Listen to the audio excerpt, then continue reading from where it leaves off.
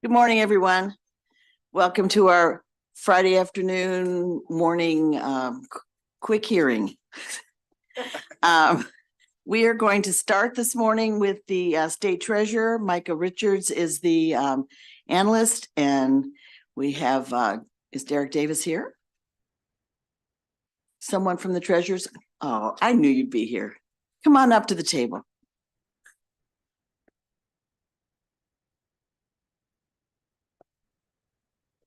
Hello, Madam Chair. How are you?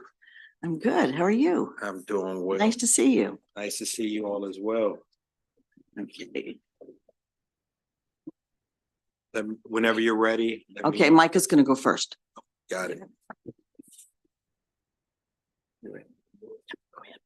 Good morning. Thank you, Madam Chair, and the citizens of the great state of Maryland for allowing me to have this opportunity to speak before this committee today. My name is Micah Richards, and I will present the Maryland State Treasurer's Office analysis. Starting on page 1, the State Treasurer is responsible for the management and protection of state funds and property. The Treasurer manages the depository facilities for state funds, safekeeps all state securities and investments, provides insurance protection against unanticipated damage to state property, and annually reviews the total amount of state debt. The fiscal 2025 allowance increases by $15.4 million compared to the fiscal 2024 working appropriation to a total budget of $105.5 million. Moving to page 2. I will present the fiscal 2024 legislative priorities later in the presentation. Displayed in Exhibit 1 on page 3, the insurance premiums cover 61% of the fiscal 2025 allowance because of insurance premium rates. In Exhibit 2 on page 4, the reimbursable fund has an increase of 12.6% due to insurance coverage. The largest positive change in the insurance coverage for the State Treasurer's Office is of approximately $22.4 million. The higher cost of commercial premiums, claims insurance premiums, cybersecurity insurance, and higher replacement values for property is the cause of the increase in insurance coverage. This increase is offset by a decrease related to the Save for College Match program. In fiscal 2024, reimbursable funds are the source for the Save for College Match program. And in fiscal 2025, that source will now be general funds. On page 5, contractual services to assist personnel has the largest negative change in the budget of around $4.7 million. Moving to page 6. As of December 31st, 2023, 3 of the 9 vacant positions have been vacant for less than 6 months, while 5 positions have been vacant for more than 1 year. On page 7, the Maryland 529 plan, also referenced on page 2, consists of 3 active savings programs, including the Maryland College Investment Plan, Prepaid College Trust, and the Achieving a Better Life Experience ABLE program. In the fiscal 25 allowance, the Maryland 529 program covers approximately 3% of the budget. There is 1 new position in the 529 program that is created by the deficiency appropriation. In December 2019, the Office of Legislative Audits released a routine fiscal compliance audit with a finding that the prepaid college trust calculations for refunds or rollovers resulted in excessive payments. In August 2021, the 529 board attempted to set a new earnings rate that would apply to all the distribution options to simplify the program. On June 1st, 2023, Chapter 113 abolished the 529 board and transferred program administration to the state treasurer, and the prepaid college trust closed to new enrollment but remained active for already enrolled participants. The state treasurer has outlined a 4-phase programmatic policy change initiative to resolve the prepaid college trust issue. To assist the transition of the Maryland 529 Program Administration into the State Treasurer's Office, Section 19 of the fiscal 2024 budget bill added $6.65 million in general funds to the agency. The State Treasurer's Office has spent $1.8 million of these funds and will have potential expenditures through fiscal 2024. DLS requests for the State Treasurer's Office to provide a status update on the implementation of the four-phase programmatic policy change process and its ongoing communications with account holders during the implementation. Also, we request for the State Treasurer to update the committee on the use of the funds for these priorities to date and any other planned uses in fiscal 2024. On page 8, the Save for College State Contribution Program is managed by the Maryland 529. In Exhibit 3, the total number of program applications increased by 18.8% in fiscal 2023 compared to fiscal 2019. The number of eligible applicants who received a state contribution in fiscal 2023 increased by over 2,000 applicants as compared to fiscal 2019. Baltimore City and Prince George County are the two lowest average household income counties in the Metro Baltimore, Washington, D.C. region. The number of applicants receiving a state contribution in Baltimore City in fiscal 2023 increased by 19.7% from fiscal 2022. The number of applicants receiving a state contribution in Prince George's County in fiscal 2023 increased by 18.7% compared to fiscal 2022. In Exhibit 4 on page 10, from fiscal 2022 to 23, the applicants from low-income households who received a contribution increased by 63.2%. The number of unique beneficiaries increased by 8.7% from fiscal 22 to 23. The average contribution in fiscal 23 decreased by $232 compared to fiscal 2019. On page 11, Exhibit 5 shows the efforts to raise awareness of the 529 plans. From fiscal 19 to 23, the impressions through radio decreased by 3.2 million. Impressions through television decreased by 1.2 million. New users to the Maryland 529 website increased by over 497,000, and impressions through digital means increased by 73.5 million. Grant funding is approximately 10% of the total budget and will be used to support the Maryland ABLE and Save for College programs. DLS requests for the State Treasurer to provide an update on how the substantial increase in impressions from digital advertising and users to the Maryland 529 website has been achieved. On page 12, Exhibit 6 shows from fiscal 22 to 23, the return on the state's investment portfolio earnings increased by 3.96 percentage points. Balances, including the Revenue Stabilization Account, Rainy Day Fund, have increased. Interest rates have risen to counteract inflation, and the investment portfolio size has grown with significant returns. On page 13, DLS requests for the Maryland State Treasurer's Office concur with Governor's allowance. On page 14, committee narrative in the 2023 Joint Chairman's Report requested that the State Treasurer submit a bond rating report prior to each bond sale insurance. In fiscal 2024, the State Treasurer has submitted one bond agency rating report. Fitch Ratings and S&P Global Ratings assigned the Maryland Stadium Authority revenue bonds with a long-term rating of AA stable. On page 15, the audit report issued in August 2023 showed 7 findings and 1 repeat finding.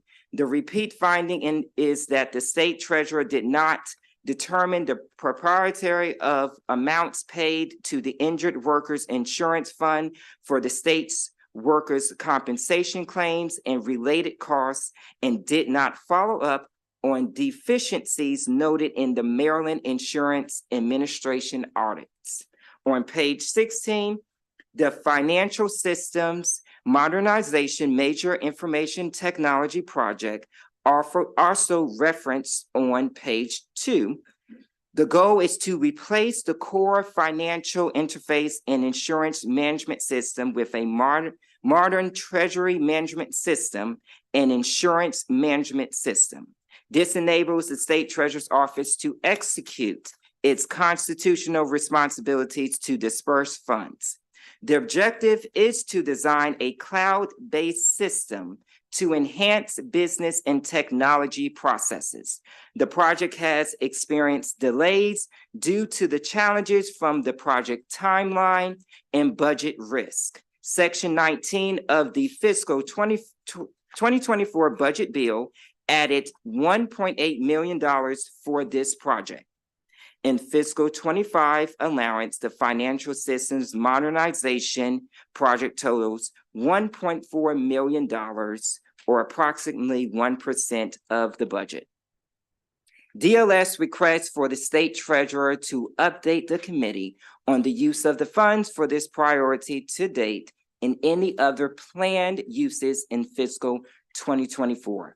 This concludes my presentation, and I would take any questions at this time. Thank you. Micah, I think this is the first report you did for us, and you did a great job. Thank you. Thank you. Mr. Treasurer. Madam Chair, thank you very much for having me here today, and members of the committee. Thank you very much for this opportunity. With me here today, to my immediate right, is Mr. John Martin. He's my Chief Deputy Treasurer. To his right is Ms. Laura Addis. She is the Deputy Treasurer for Public Policy. We have a more detailed written testimony that we've submitted that you all should have. But what I would like to, if it's your pleasure, to do a expedited version of what we have, so as not to take too much of the committee's time. However, we are here available to take any questions that you may have, or feel that my presentation may have lacked. Absolutely. And I think we do just want a quick update on the 529. Okay. Yeah. Let me skip down to that part. We heard you last session when we came forward to volunteer to assist the legislature in handling the 529 program. Let me start by saying we had asked for just a couple of things so that we could ensure a successful resolution to the matter. I again want to extend my heartfelt thanks to the subcommittee and the General Assembly in general for giving us those tools. As was mentioned earlier, we were giving 6.6 million. We've used about 1.8 with an anticipation of just some more for some things we are going to do, but we also anticipate returning a substantial amount of those dollars. Obviously, being a former member of the legislature, I know the importance of being wise stewards over the money that you've given, and we were determined to only use what we needed, and what we did not need, we were going to return to the Treasury. That being said, the first and foremost, I think the biggest thing that was going on that it caused the problem was the discrepancy between the account holders and the 529 program about the interest rate that they were supposed to get, the 6%. We working as quickly as we could, we determined that it was affordable to be able, whatever led us to that, it was still certain commitments were made to the account holders. We were able to determine that the 6% was affordable. It's going to take a substantial amount out of what was there, but the purpose of that trust was not to accumulate funds to begin with. It was to go to those account holders. So we made that decision on July 11th, I believe it was. July 10th, excuse me, we were able to start rolling those out, those funds out in late August, early September for those whose accounts were pretty straightforward. We were able to get those. For those who had other issues related to the accounting, it has taken a little bit longer, but we've gotten most of those done.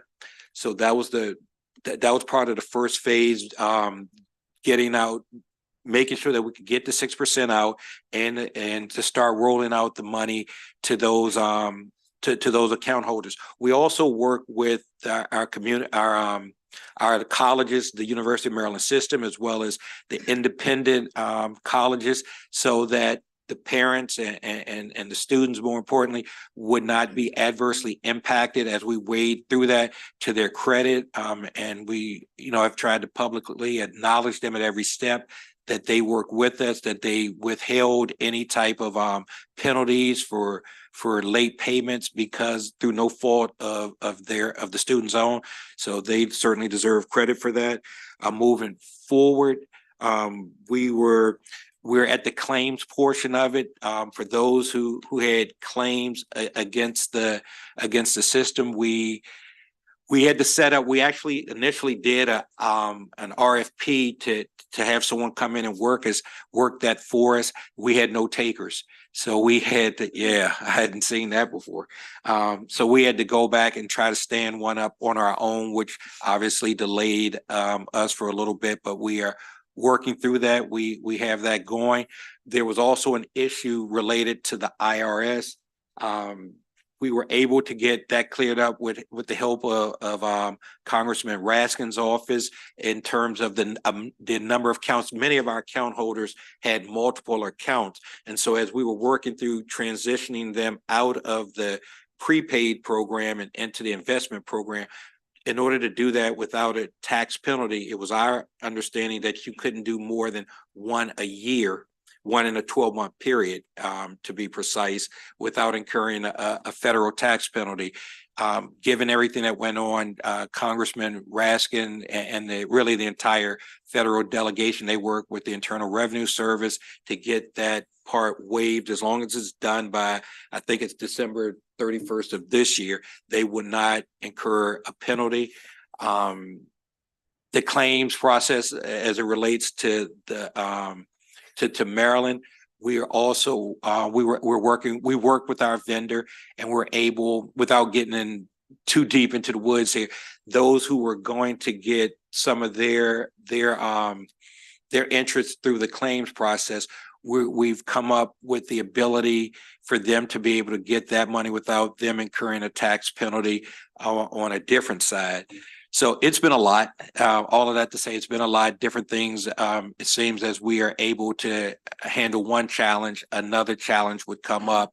I guess I would just sort of finally say on that point, when we announced the 6%, we issued what we called a decision memorandum, explaining to the best that we could what happened, how we got there, things of that nature. There will be some things, Madam Chair, members of the committee, we may never know the answer to, but working with the Attorney General's office, we were able to do the best we could to let everyone know what happened. So that's the gist of what we had going on. Obviously, as was mentioned earlier, we have a major IT project that we're undertaking. We've had to, in some ways, put that on the back burner a little bit. This obviously took precedence over everything else, but we are transitioning to that cloud-based system. When we came in, a lot of our hardware and software was antiquated, and we encountered some challenges. So that was a primary focus, to just modernize everything, get everything on the cloud, and move forward. So that's what we've been doing. That's what we've been doing. That's all? That's and the as was mentioned earlier, I'm especially proud of. Generally, we have been bringing in an investment income of over, at least since 2010, about $58 million a year. Last year, and I think this year, we were able to bring in the amount of $300 million. It was some shrewd investing I was doing. I must say, Keith helped me a little bit. But no, we were excited to be able to do that. We know the fiscal constraints that the state's under, and anything that we could do to assist with that, we were certainly thrilled to be able to contribute to that effort. So thank you, Madam Chair. Thank you. We certainly appreciate that. Are there any questions from the committee? Senator Bailey? I just have one quick comment, Mr. Treasurer, and I just want to say, being at a lot of high school events with a lot of kids that are graduating from school and dealing with all their parents, that the way that you were able to address the 529 program for the parents, if I was to go back from a year ago to today, and the way the parents approach it and they treat us, it is very remarkable. I give you and your staff the credit, and I think you did a yeoman's work, and I really appreciate it. Thank you, sir. We really appreciate it, and really all credit goes to my staff. They did a tremendous job day and night. I slept easy. They were up many sleepless nights trying to get through it. So all credit goes there. And as you noted, just having happy parents and students, made it all worthwhile. Thank you. No other questions? Thank you. Have a nice afternoon. Thank you so much. You all have a great weekend. Okay, next on our list, we're going to do the executive department, the governor's office. Victoria Martinez is the budget analyst, and Mona Vaidya. Want to come up to the table? And Senator King will be bringing Chief of Staff Fagan Harris as well. That's wonderful.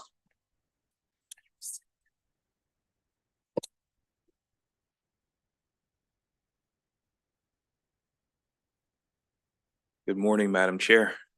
Good morning, committee. Good to be with y'all. Thank you, Madam Chair and members of the committee. My name is Victoria Martinez, and I'm with the Department of Legislative Services. Today, I'll be presenting the operating budget of the Executive Department, Office of the Governor for fiscal 2025.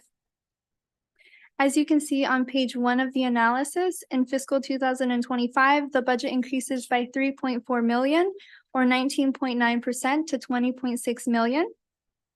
The increase includes 2.2 million in special funds that I will discuss in more detail later in this presentation. Continuing on page 2, there is one proposed efficiency totaling 140,000. The proposed efficiency includes 108,000 for contractual software and food services and 32,000 for supplies. Moving on to Exhibit 1 on page 3, you can see an overview of agency spending in fiscal 2025. As shown in the exhibit, the vast majority, about 85% or 17 million of the agency spending goes towards personnel expenses in the governor's office, including the governor and lieutenant governor's executive staff, advisors, and other personnel who assist with the daily functions of the office. The rest of the agency's spending is allocated towards a variety of other purposes that you can see in the exhibit.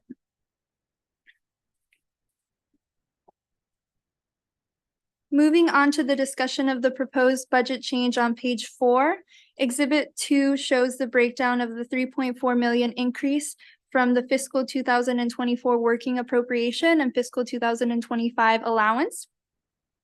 The majority of the change in the budget is related to personnel expenses, including a 1.7 million increase in personnel costs associated with 12 new positions. Personnel-related costs also include 927,000 in salary increases due to the fiscal 2024 cost of living adjustment.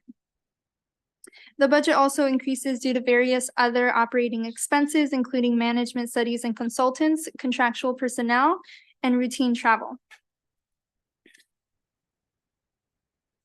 As discussed on page 5, the budget includes 2.2 million in special funds due to 2 grants, including a 2 million grant from Bloomberg Philanthropies to create an innovation team that serves as an in-house consultancy to work on state priorities. The second grant is of 95,000 from the Climate Alliance to support staffing for the Chief Sustainability Officer. As you can see at the end of page 5 in the personnel data section, The fiscal 2025 allowance includes 12 additional regular positions for a total of 112 and an increase of 1.75 contractual full-time equivalent positions for a total of 2.75. The agency has 5 vacant positions with a vacancy rate of 5%. And out of the 12 new regular positions, 8 are funded with special funds for the innovation team that I previously described. 1 is a transfer from the Maryland Energy Administration for the new Chief Sustainability Officer position, and 3 include positions for a variety of operational purposes. The Chief Sustainability Officer position was transferred to the Executive Department through a fiscal 2024 budget amendment, but that change is not yet reflected in the fiscal 2024 appropriation. Finally, our recommendation, as stated on page 7, is that we concur with the governor's allowance, and that concludes my presentation, and I'm happy to take any questions that you all might have. Any questions for the analyst? Great job. Thank you. Welcome. Thank you. Happy to be here. Happy to have you here. I guess it's good afternoon now. Or Not close yet. to it. Close to it. I guess it's good morning for a few more minutes. Good morning, Madam Chair, members of the subcommittee. My name is Fagan Harris. I serve as the Chief of Staff in the Office of the Governor. With me today is Mona Badia, Director of Financial Administration for the Governor. Following written testimony is provided on behalf of the Office of the Governor. We thank you for the opportunity to appear before the subcommittee each year as you review the proposed budget. We'd like to thank our assigned analyst, Ms. Victoria Martinez, for her hard work and the acknowledgements of our efforts throughout the analysis. She's truly a pleasure to work with. Thank you for concurring with the governor's allowance, and we're very happy to take any questions at this time. Do we have any questions? This is his first time. We have to have some tough questions. To be fair, No. it's his second. I think you're off free. Thank you. Thank Okay. you. Thank you very much. Appreciate it.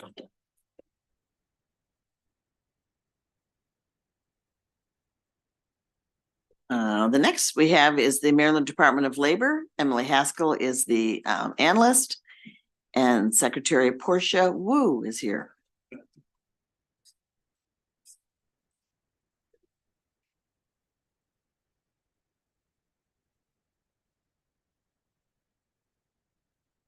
And Madam Chair, I'm joined by Deputy Secretary Jason Perkins Cohen. Okay.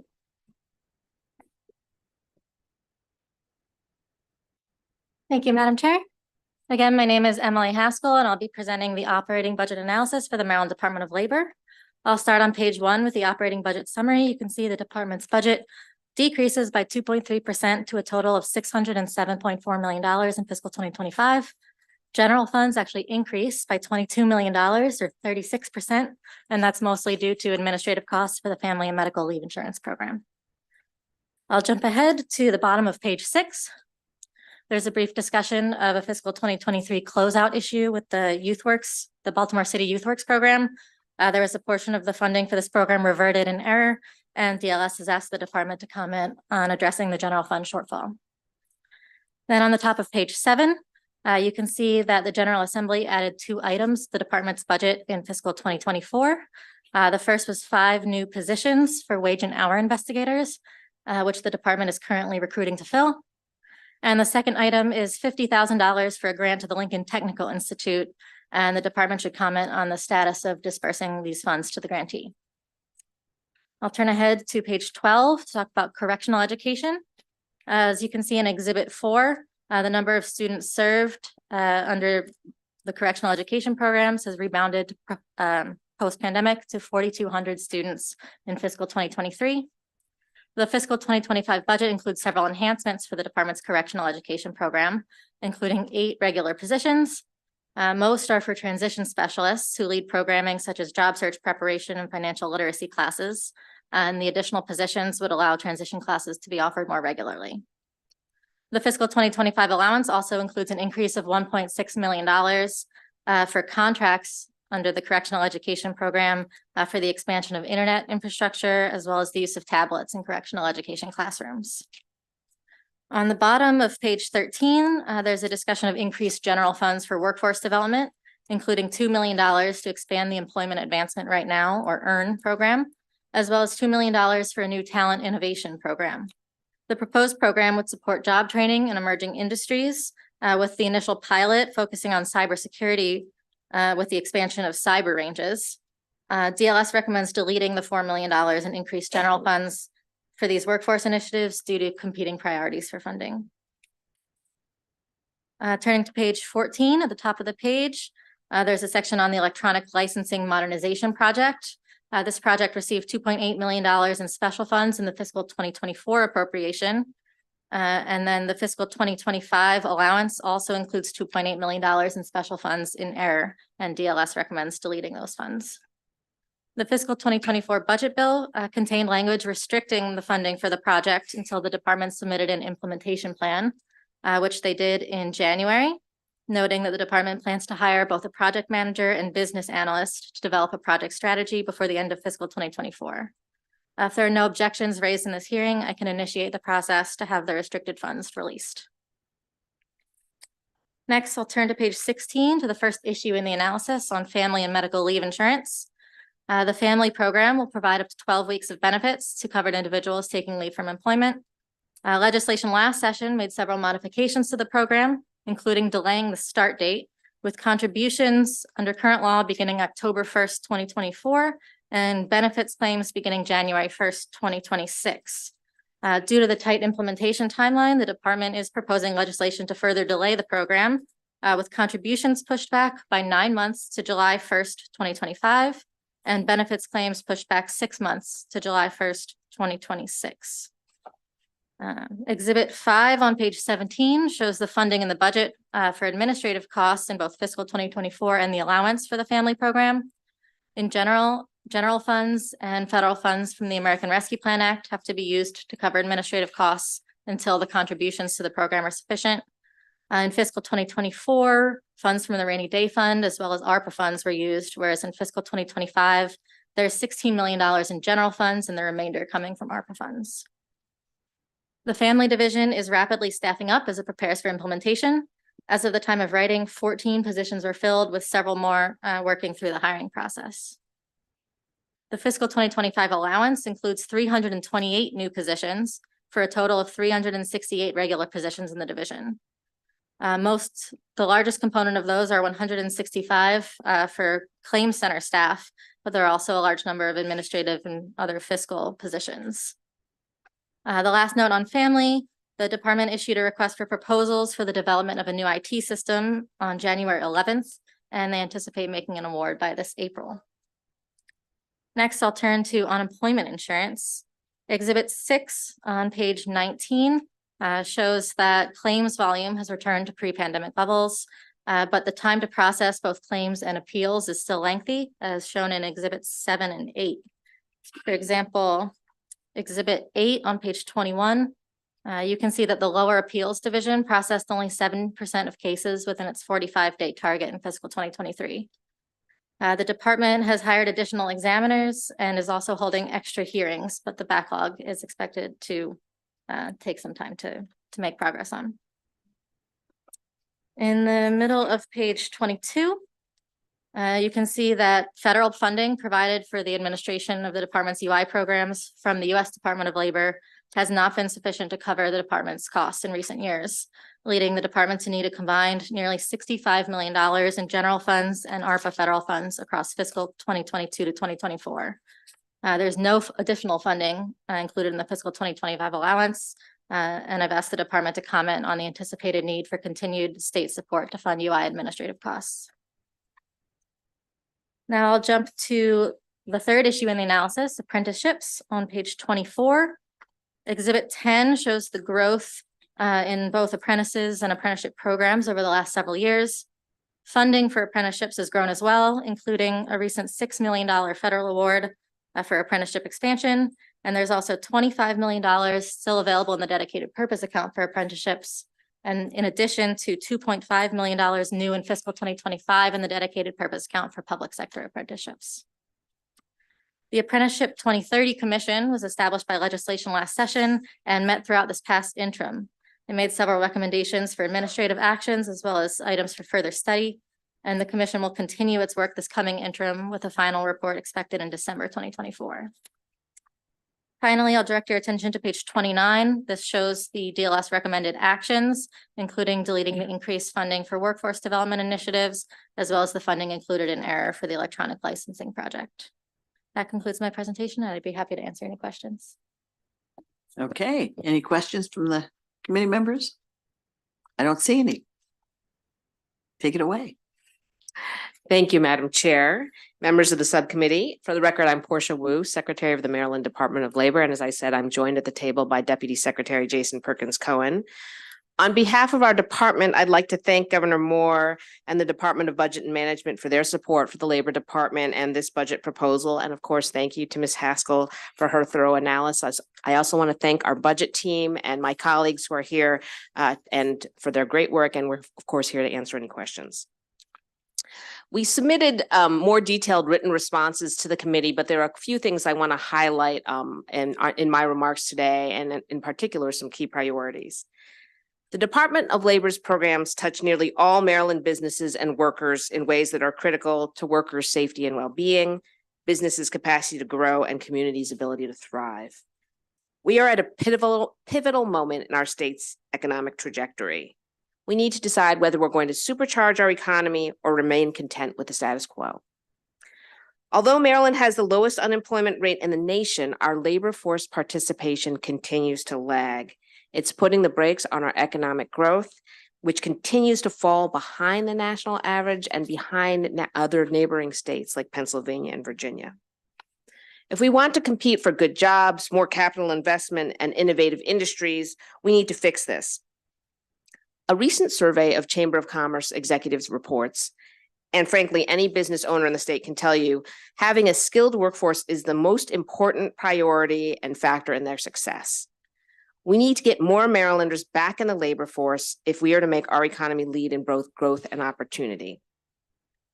Because we know workforce development functions as this important force multiplier, this budget doubles down on evidence-based strategies with proven outcomes to provide workforce talent. It also proposes to leverage resources from philanthropy and private sector sources to attract industries of the future and spur economic growth. That's why the department respectfully disagrees with the DLS recommendations to cut the proposed additional $2 million in additional funding to EARN, as well as the $2 million proposed for the Talent Innovation Fund. EARN is a nationally recognized workforce grant program that supports industry-led and regionally focused training. It funds partnerships supporting over 1,000 employers across the state, from small machining shops on the Eastern Shore to biotech manufacturing along the I-270 corridor and construction remediation in Baltimore.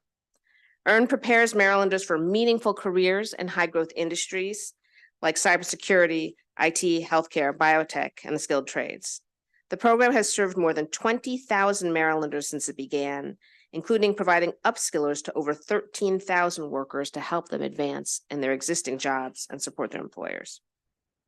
I know the governor has really charged us with thinking about how we can invest in programs that have a strong return on investment, and EARN does just that.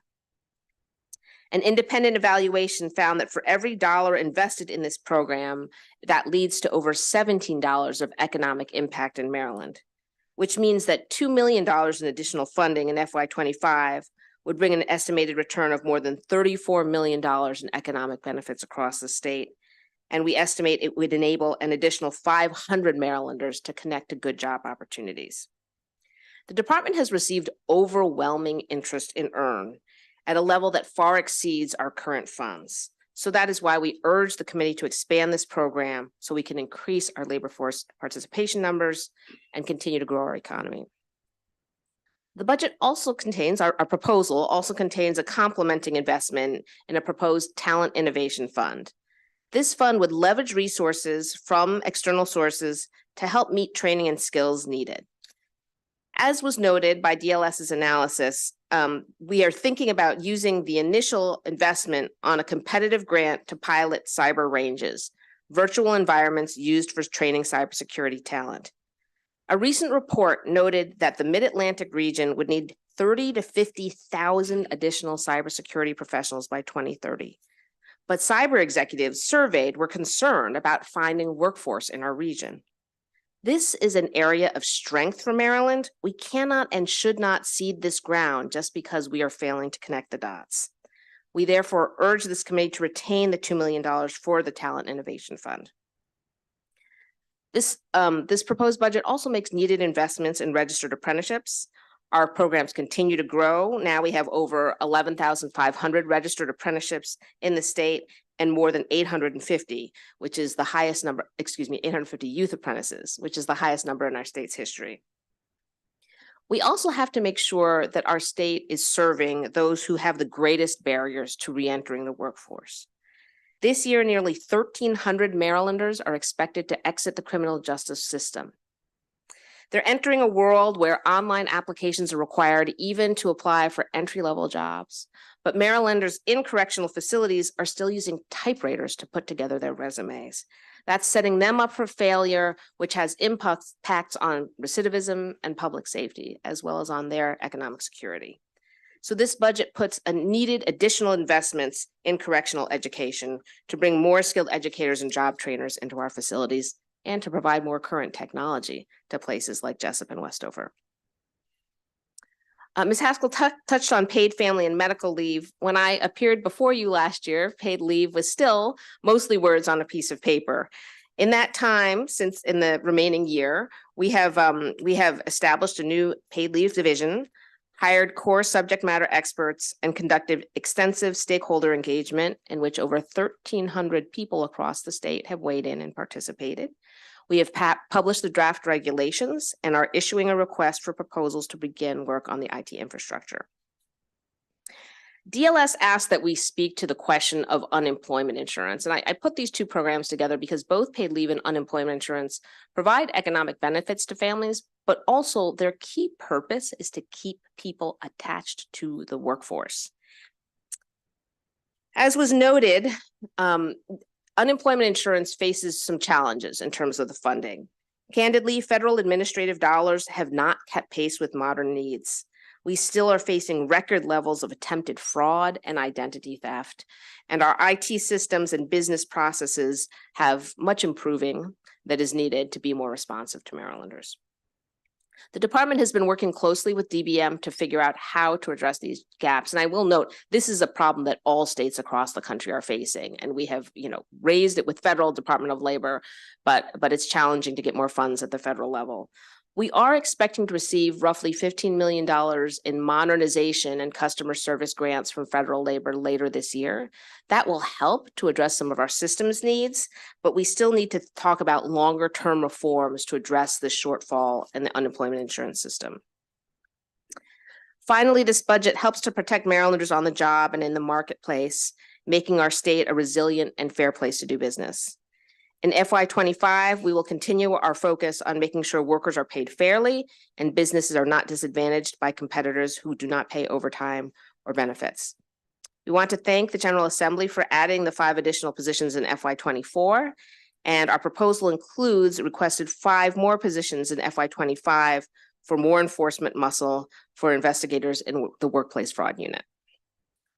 The budget proposal also supports our ongoing work in financial regulation and consumer protection, including the implementation to the Access to Banking Act's Community Investment Venture Fund to enable Maryland state chartered banks and credit unions to better serve low and moderate income communities.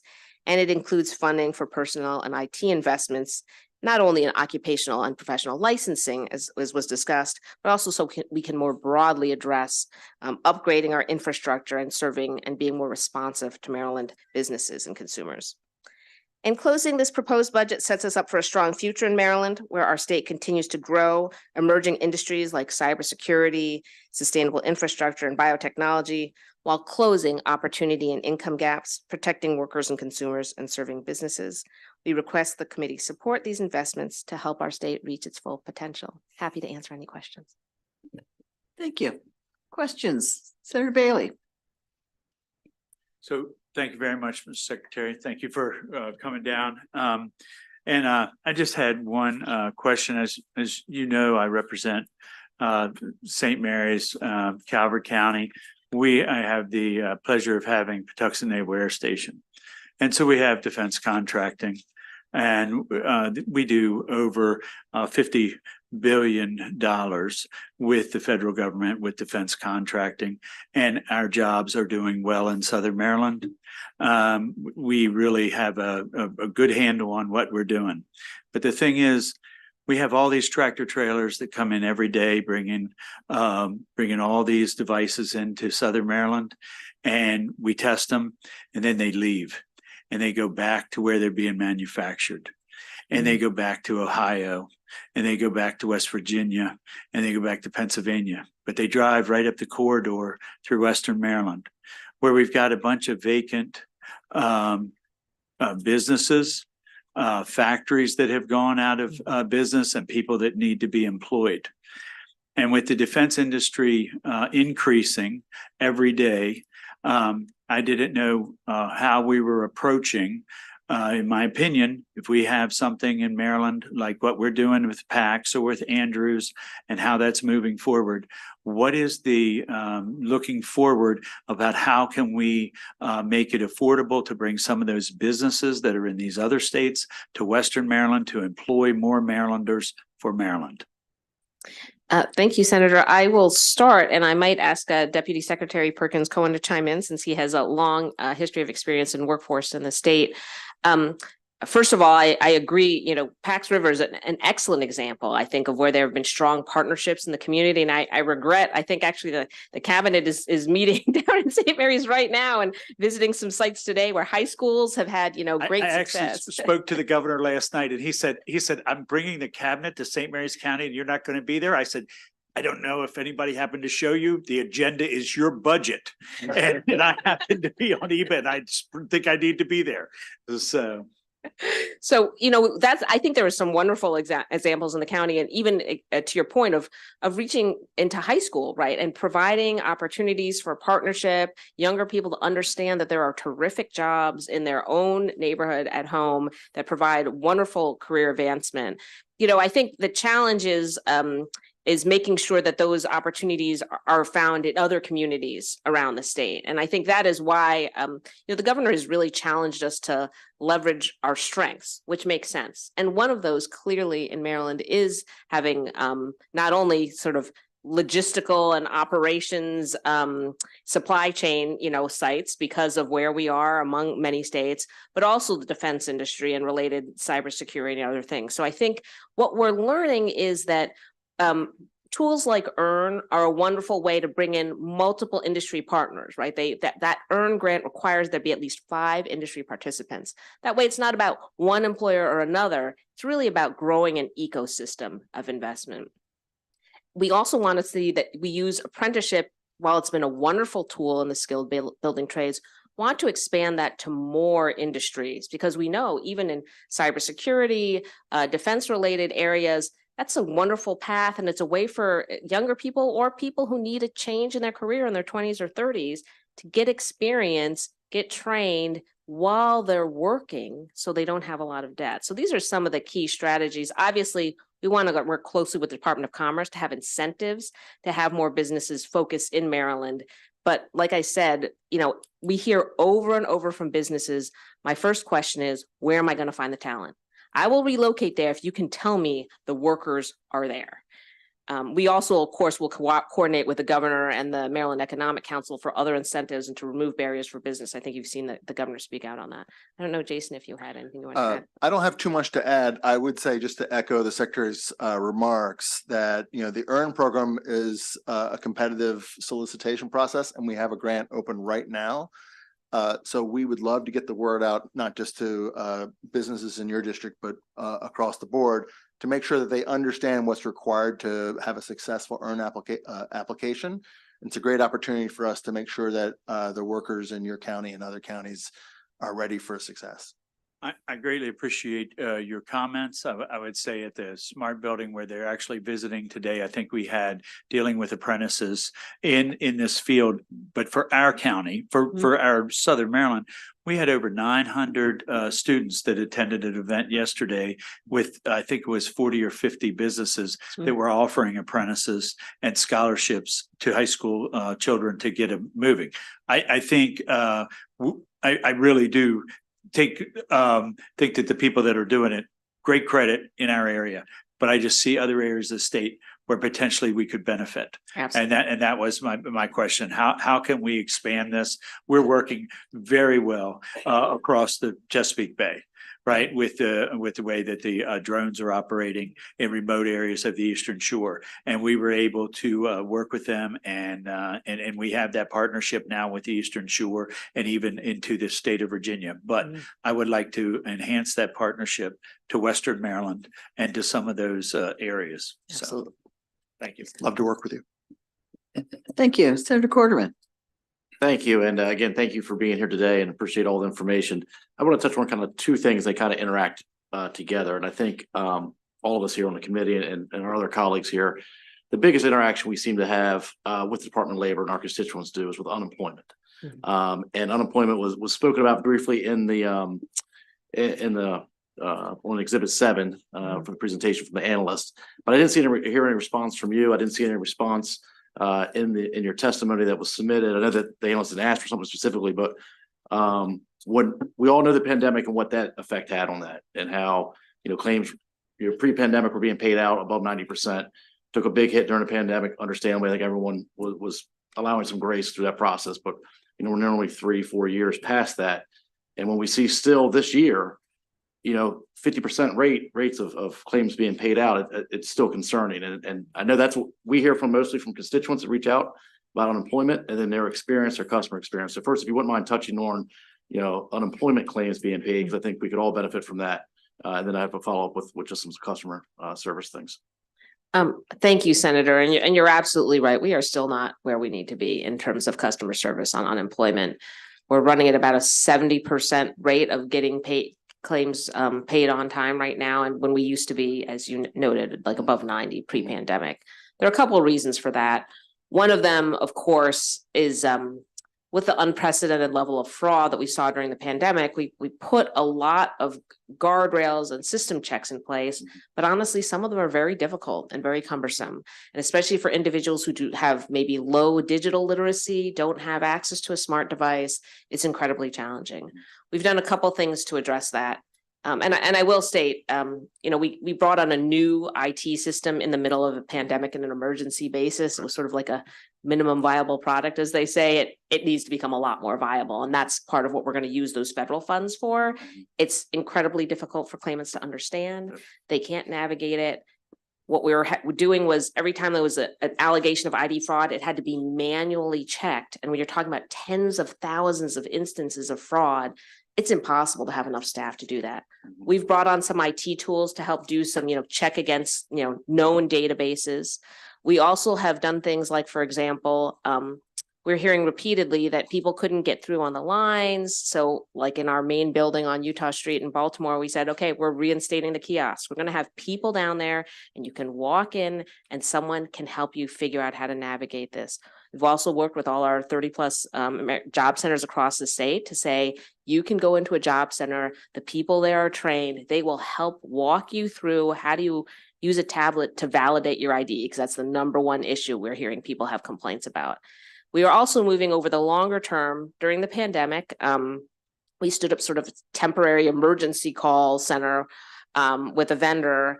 The problem is under the law, those vendors can't actually answer and process unemployment insurance claims. They can just give you information and say someone will get back to you. Well, that is super frustrating to people because they're thinking, I called, why can't you help me? Why can't you give me a final answer? We are in the process, the state had gotten rid of its own call system. We are in the process of going back and saying, we are going to stand up our own call center, because honestly, also it's costing us an arm and a leg to do it with an outside vendor. It'll be more cost effective, and we're going to staff it with staff who can actually help answer people's questions and help work to resolve, which currently the contractor just can't do. They're not allowed to under law. So those are some of the things we're doing in customer service. I will say, as Ms. Haskell noted, we, even a backlog at the front becomes a backlog at the middle, like it's kind of like going down the snake here, right? So you mentioned that the Board of Lower Appeals we have taken a bunch of measures to just be more efficient in our business process too. And even though we were slow in 2023, we've had a 70% reduction in the number of claims over the course of last year. So we are really working hard to fix our business processes and upgrade our IT. But you're absolutely right, Senator. We still have a lot of improvement. And I hope all the members of the committee recognize we have dedicated staff to support your staff to answer constituent questions. Please make sure if there, sometimes there's turnover, people don't know who's doing what. We are here to help you and help your constituents. No, and I appreciate the feedback there, and I appreciate the recognition of still the challenges that exist and some of the examples of how you're working to improve it. Is there a way that you're actually measuring the customer experience? I mean, there was legislation a couple of years ago, I believe, that had, some things there about how we're supposed to measure that. Can you comment on how are we actually, we know there's issues. We hear from our customers our customers' constituents all the time, but how are you measuring that internally? Anything you can add to that? Yes, the legislation from a couple of years ago, we do have a contract with an external vendor. We're actually trying to evaluate what's most useful about that, because, sometimes those little surveys saying like, how was your experience? And people say, well, it was a terrible 1 out of 5. That doesn't really tell us enough to really improve. Right. What we need to do is understand better, where are people falling off? Like, where are the gaps in the process, and how can we fix those bottlenecks? And the customer service surveys help somewhat with that, but really what's been most useful, and the deputy secretary and I meet with the unemployment insurance team every week for 1.5 to 2 hours to go over metrics. How are we improving? How are we fixing our processes? Because we know this is a huge priority. But really what needs to happen is sort of a broader business process overhaul and reform. And I know that there's some discussion about longer term program reform. We do need to think about that as well, because the trust fund is going to run low on funds eventually. Maryland has a very small taxable wage base. It is very much out of step with, I think we're 43rd in the nation on that. And it means the costs are concentrated, the low end, low wage workers, smaller businesses with part-time workers. We need to think about it more broadly. How do we have an overhaul here? Sure. Thank you. I'm sure just one quick follow-up now. That'll be it. Okay. Okay. You talked about IT modernization, and I know the U.S. Department of Labor gave a grant to help with some of that, about $11 million or so. Can you speak real quick as far as how you're planning to utilize that so it's equitable for folks all across the state? Absolutely. Well, first of all, there's an IT modernization piece, and then there's what are called these Tiger Team grants, and those are specifically about customer service experience. So, right, like not enough support in other languages. The stuff on the website and in the portal, not plain English. People can't understand it. They can't figure out what they're supposed to do, both employers and workers, right? So overhauling a lot of that, getting it to where it's more accessible for people, trying to figure out, we still have these crazy systems where we don't text people directly what they need to do. It's go look in this portal. But if you're locked out of the portal because your ID maybe was stolen by somebody else, you can't actually figure out what the notice says. So there are a lot of process pieces like that. I will also say the department has, starting next week, we're going to have a chief digital product officer in my office to look heavily at UI, but also across the department to say, how can we make our portals easier and more responsive to businesses and workers? Because we understand we're still dealing with some clunkier, older systems, and that's incredibly and frustrating to people when they're trying to interact with the state. All right. Thank you. Thank you, Chair. Senator Benson. Hi, thank you for your report today. It's been wonderful. But I need to ask a question. In this report, it shows that there were some issues with the funding for the Baltimore youth, the youth program that's in place in Baltimore. Can you tell me what happened and where are we with that? It's the Baltimore City Youth Works Program. Where are we with that now? I asked the deputy secretary to answer. I'm happy to take that. Thank you, Senator Benson, for pointing that out. It's really just an administrative glitch. The program was funded at the levels it's supposed to from the state, and the program spent just about the full allocation. If there's maybe less than $5,000 unspent, it was just a coding error about where it was put in the system. But we're working closely with DBM, and that should be rectified. But the program is still working. It's still The program is still functioning. And the funding that's allocated has not impacted the program. The program has not been impacted. The program was not impacted by it at all, and quite honestly, they weren't even aware of the little administrative glitch at the state's end. Well, Didn't and- impact young adults at all. Or if it was ever needed anywhere in the state of Maryland, this program is needed in Baltimore. Thank you, Senator. And thank you, Senator, for your longstanding leadership on so many workforce Thank issues. We you. appreciate that. Thank you for being here today, and you may still have some unemployment issues, but let me just say from my office's perspective, it is way better this year than it was last year. So Glad to we hear thank that, you for Madam that. Chair. Yeah, Thank you. I think all of our staffs would thank you for that. Thank you. Thank you. Okay, thank you very much. Okay, next we have the aid to community colleges. Tanya Zimmerman is our analyst. And we have Dr. Rai is virtual. Are you from India today, Dr. Rai? Or are you back? Yes, Madam Chair. Yes, Madam Chair. I'll be in Annapolis on Monday. Okay, we'll be watching for you. Thank you. Dr. Jermaine Williams, the president of Montgomery College, Dr. James Klauber, president Hagerstown Community College, and Dr. Brad Phillips, executive director of MAC. Thank you, Madam Chair. I'm Tanya Zimmerman. I'll be presenting the analysis for the Aid to Community College budget. The fiscal 2025 budget decreases by $9.9 million or 2.1% compared to fiscal 24 after accounting for the contingent reduction that is proposed. Specifically, the language in the fiscal 2025 budget bill would reduce the CAID funding formula by $22.6 million contingent on the BRFA changing the funding formula, and I'll discuss that more a little bit later. If you turn ahead to page 5, this presents information on the successful persister rate.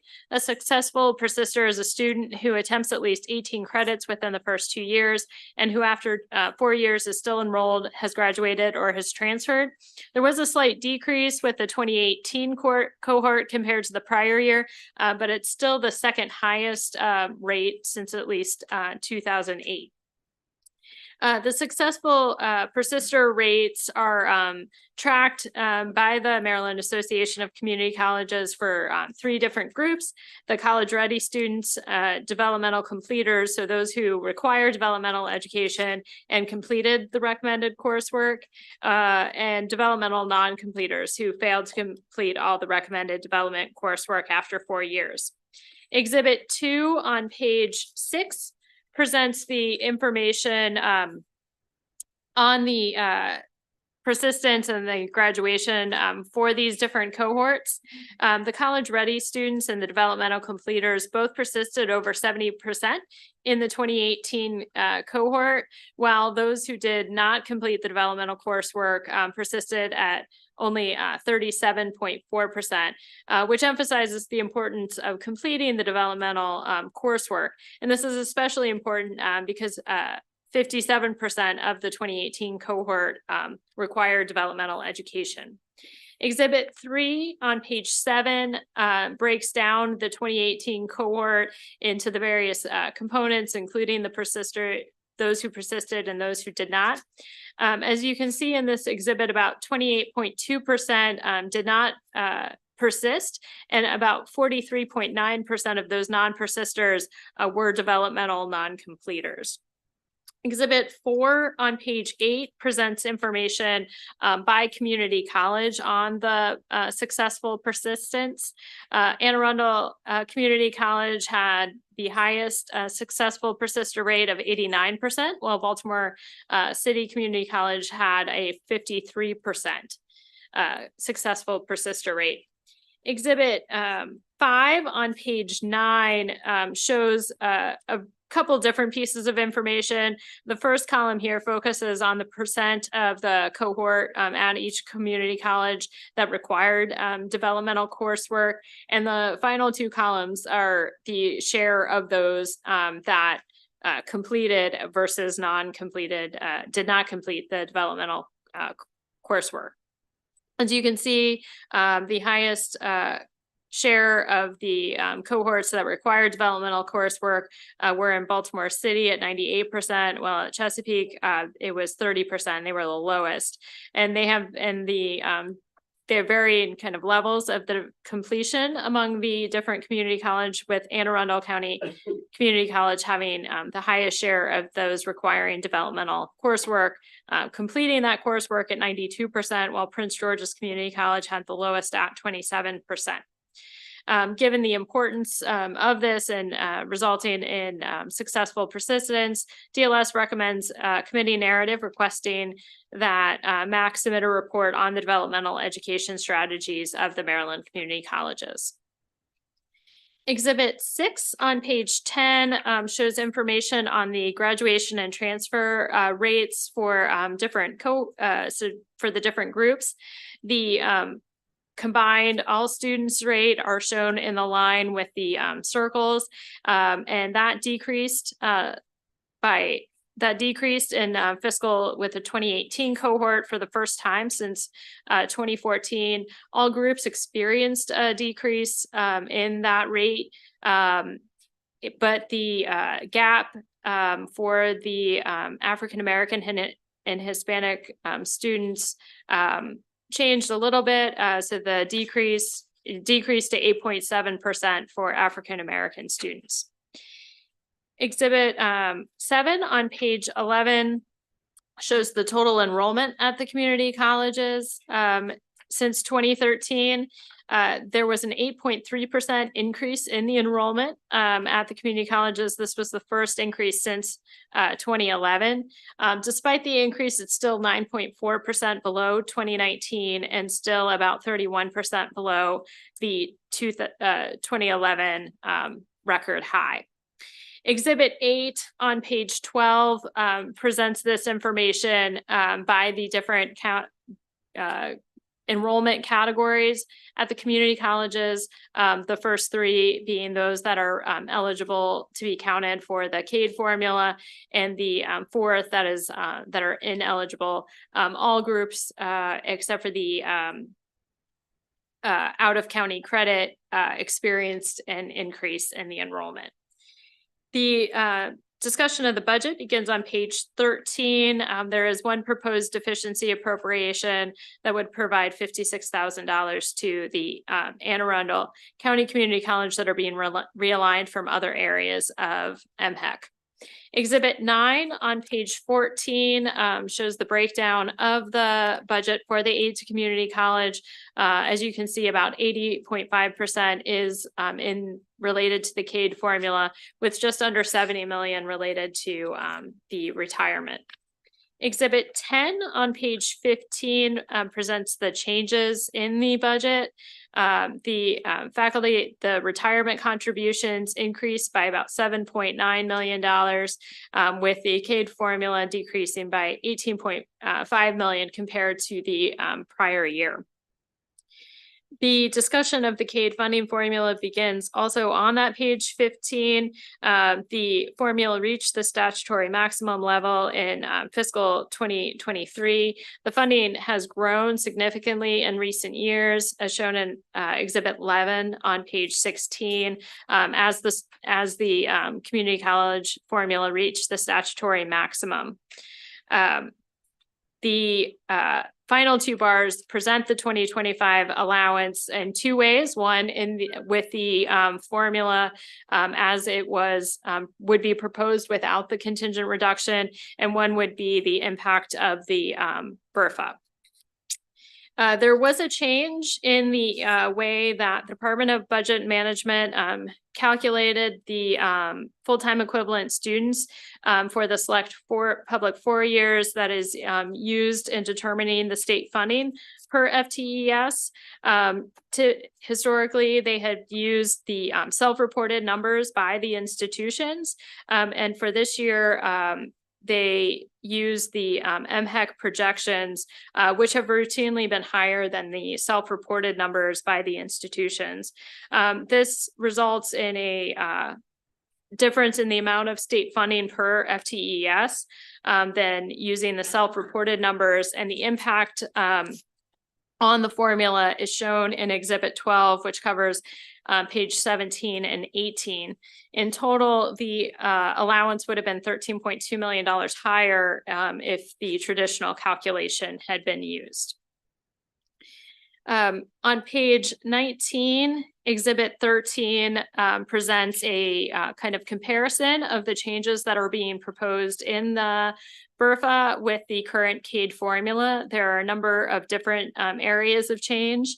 The first is that it removes the hold harmless provision. The second, it reduces the statutory funding level per full-time equivalent student funding level from 29% to 26.5%. It also changes the FTES calculation for the institutions from just the 2-year prior count to the greater of the 2-year prior count, or the average of the or a 3-year average that begins with the 2-year prior count. In fiscal 2025, that actually has the effect of increasing the enrollment. There are also some changes in terms of whether fixed costs are part of the formula. Exhibit 14 on page 20 shows the impact of the proposed change over kind of a 5-year period. The fiscal 2025 allowance is the $22.6 million. That is the contingent reduction, and then the out years that changes based on the projected changes in enrollment and the state funding per FTES. Exhibit 15 that begins on page 21 and continues on to page 22 does two things. It compares the funding under the current law in fiscal 25 with 24, and then it also shows the distribution by the community college under the BRFA and compares that to current law. Page 29 includes the recommended action, which is the committee narrative. There are two issues which you can look over at a later time. And that concludes my presentation. Thank you very much. Do we have any questions for the analyst? Good job, as always. Okay. Can I just say before we start, this is my 21st year in the legislature. And I think I've been begging for Sellinger and CADE funding since I started. And it's a thing where we have, and I don't understand why we do every single year, but we're back in that position again this year. Just saying. No promises made, but I know the issues, and I know we've got to work to find a way to get that funding back to you, but yeah, that's where we are. Good times with the budget. Okay, who wants to go first there? Chair King, did you want Sanjay Rai to go secretary while he's on camera? That's a good idea. Dr. Rai, I'm sorry for the reason that you're in India, but you're looking pretty good over there anyway, and hope you have a safe trip home. Thank you, Senator, and thank you to all my colleagues who are there. And good afternoon, Chair King again, and committee members. I'm Acting Secretary for Maryland Higher Education, Sanjay Rai. Again, I would like to thank the Department of Legislative Services staff for the very thorough analysis of the budget. I really appreciate the administration's commitment to higher education. The Moore Miller administration continues to reaffirm their commitment to leaving no one behind. As you are aware, Maryland is home to 16 outstanding community colleges. Maryland community colleges serve a vital function in post-secondary education in the state. Community colleges help students overcome life's challenging demands, whether for those among us who had a tough K-12 experience, whether students who are socioeconomically disadvantaged, or some who decide to go to college later in life, or others who want to further their career aspirations to fulfill life's purpose. Community colleges truly are beacon of light. A point of personal privilege is that I had over 20 years of professional experience working at a community college. It is a point of pride and immense accomplishment for me serving those students most in need. In fact, the Aspen Institute states They have a broad mission to provide academic programming and skills training to prepare students for jobs or to transfer to four-year colleges and universities.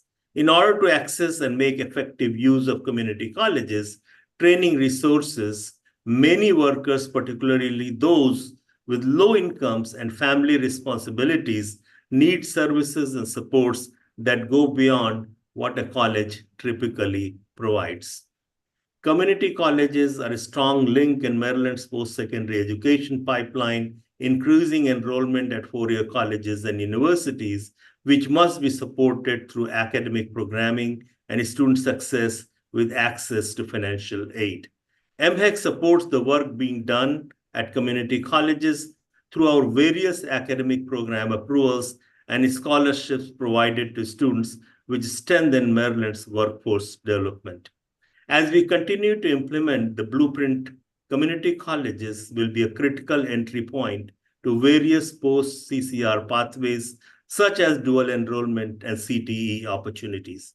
It will be important that we continue to support our community colleges in these efforts, as they will give community students the opportunity to explore career pathways and increase exposure to new post-secondary experiences while in college. I'd like to comment about the recent discussions regarding the CATE formula funding has brought to light in a few key points. First, in FY 2023, the community colleges received about $355 million in CATE funds for about 73,000 eligible students. In FY 25, the colleges are budgeted to receive about $374 million in CATE funds for about 69,000 eligible FTEs. For FY 2020, the total CATE funding was $249 million, and eligible FTEs were about 88,000. In FY 21, CATE funding was again to about $249 million, and eligible FTEs were 86,000. In FY 2022, total CATE funding was about $290 million, with eligible FTEs $81 million.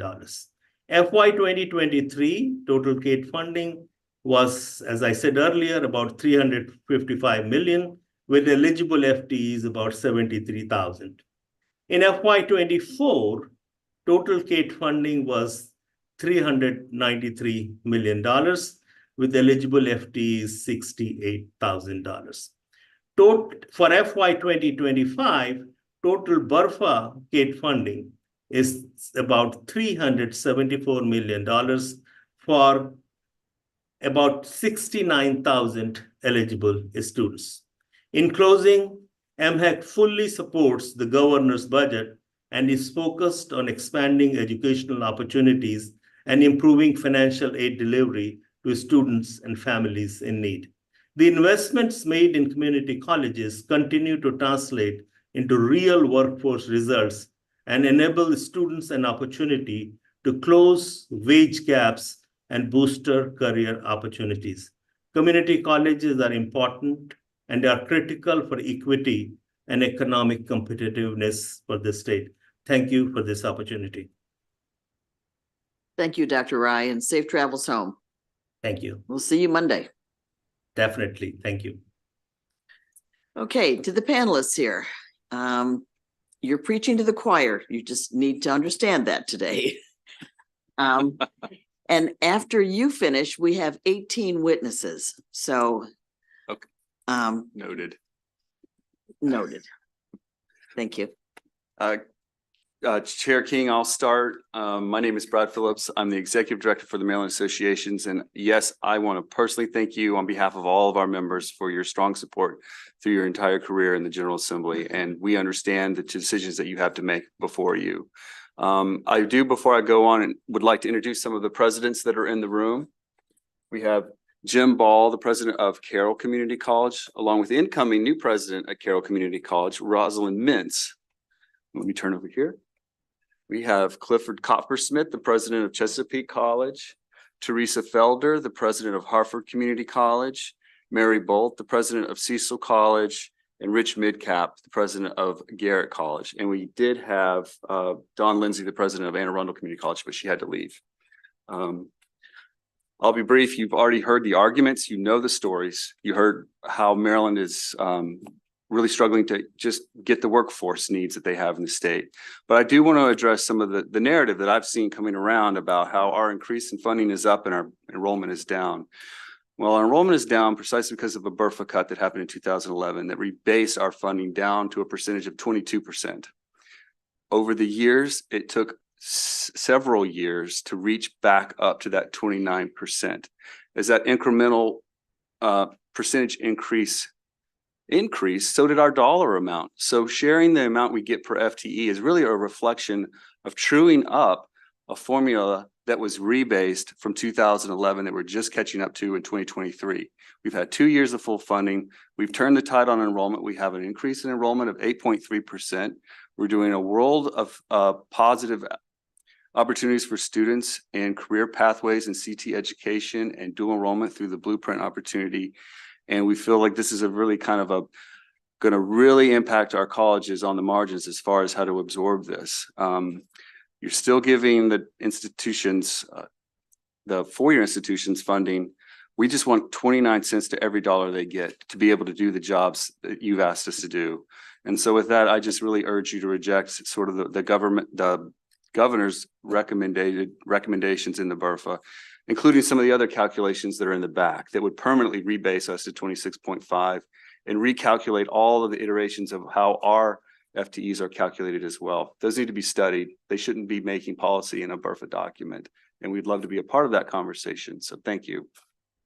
Thank you, and thank you for saying that. Just know that we're going to do whatever we can possibly do to help this out. I don't know the answer yet, but we all know that it's not acceptable as it is. So we'll do what we can. They're telling us that next year's budget is going to be so much worse than this year's budget. So I really feel like we need to do whatever we can to correct it this year so that you're not hurt as badly next year. So and our members all hear you loud and clear, and we'll be working to try and get a fix for it anyway. Thank you so much. Madam Chair, it's good to be here. I always love coming to this committee because I almost feel like it's just the best committee. Isn't it? It is. Well, I almost feel like it's old home week because, you know, Senator Benson, she's born and raised in Hagerstown. I know former Senator Serafini's told me at least 3 times that you're an honorary resident of Washington County. Daughter lives there. Yeah, that too. And my Senator Paul Quarterman and Senator Bailey, I can't remember exactly what it is, but I know he's got a tie to that lesser school in my home state, South Carolina, Clemson University. And I always hope he won't hold it against me being a University of South Carolina graduate. So with that said, it's good to be here with all of you.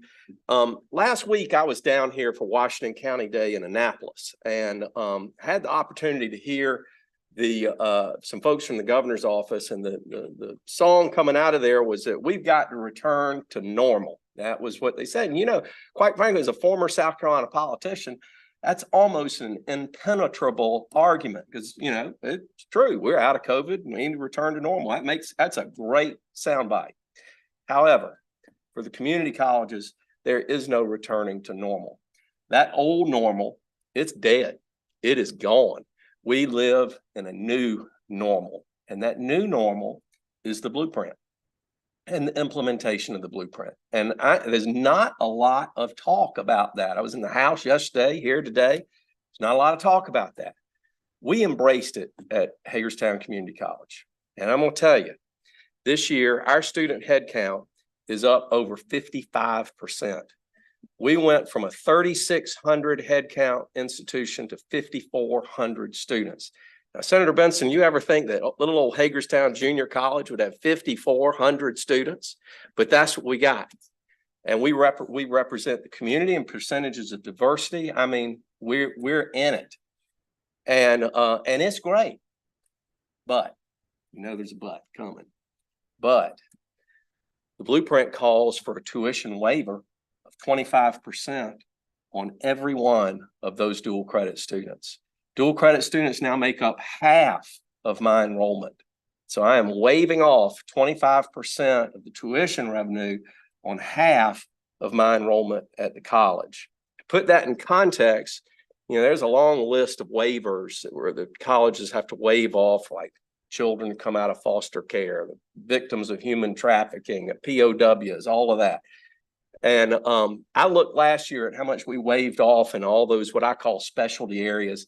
It was $86,520. Now, $86,520 isn't going to break the bank at HCC.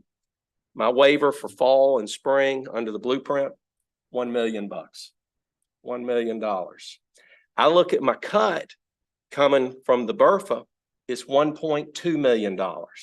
That full CADE funding was going to be what bridges the gap between what I'm waiving off under the blueprint and what I have to run the college.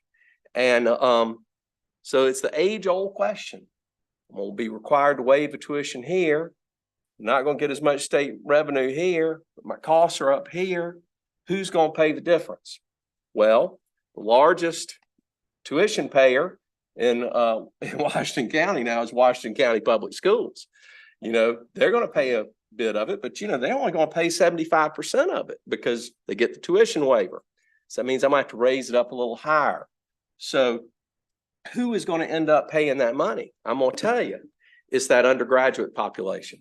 It's that single mama with 2 kids on Pell with a loan and a part-time job trying to get through the nursing program.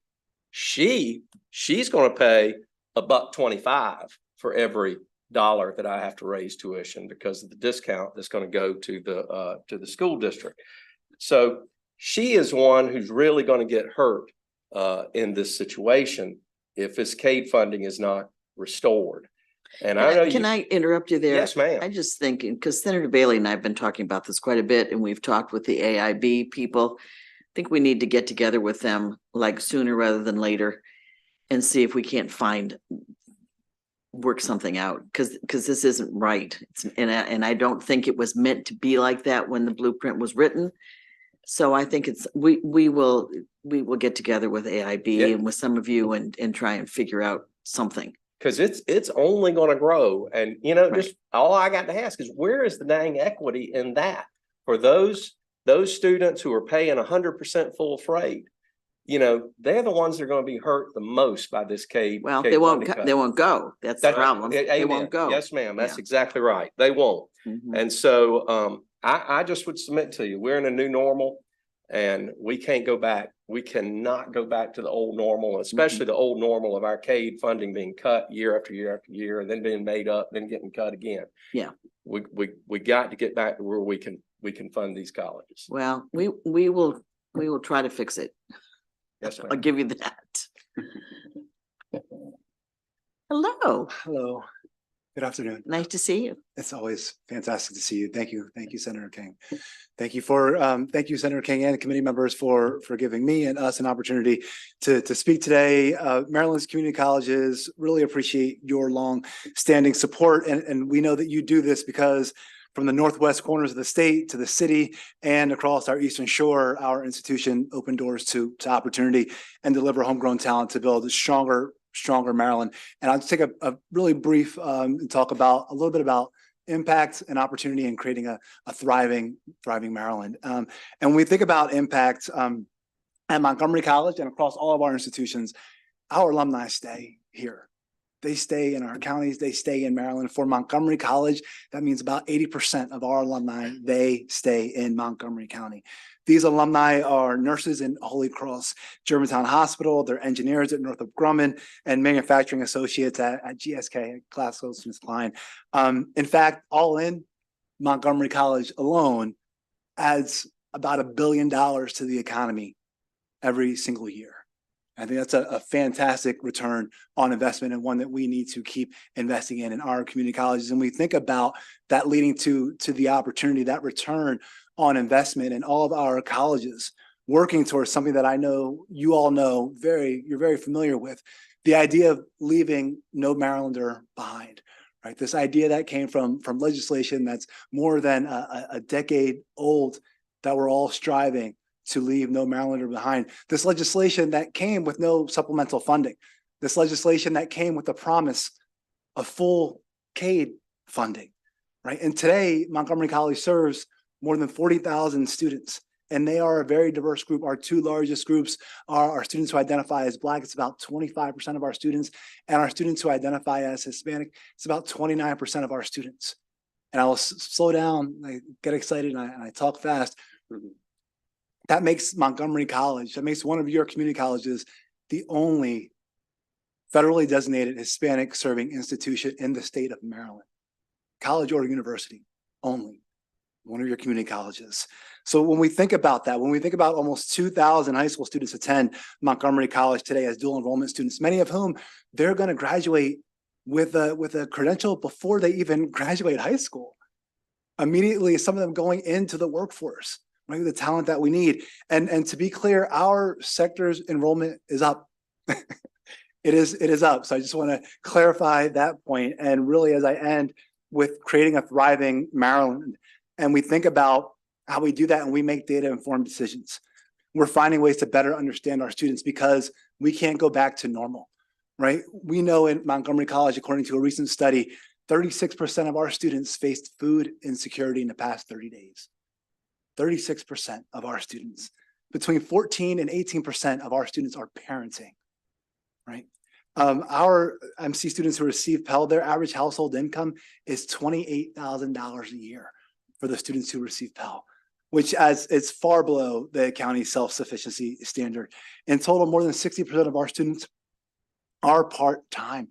Many students, they work to afford tuition and juggle finances with their family and other obligations. So all of this data, and I'm closing out, Senator King, and again, I appreciate the time and your comments and support. Our students face many challenges and opportunities in addition to just coming to class and passing exams, right? So to implement this idea of leaving no Marylander behind, it requires all of us to do the things that we've been doing, high quality faculty in our classroom, but an array of approaches outside. And we all have our programs, and at Montgomery College, it means our ACES program, or Achieving the Promise Academy, our Presidential Scholars, the idea of our tutoring and writing centers. It means finding resources so that faculty and staff can learn about the innovations that are occurring, right? Adopt those and employ them in the room in a way that is going to see a diverse community of learners thrive. Right? It also means helping students address basic needs with mobile markets and food pantries.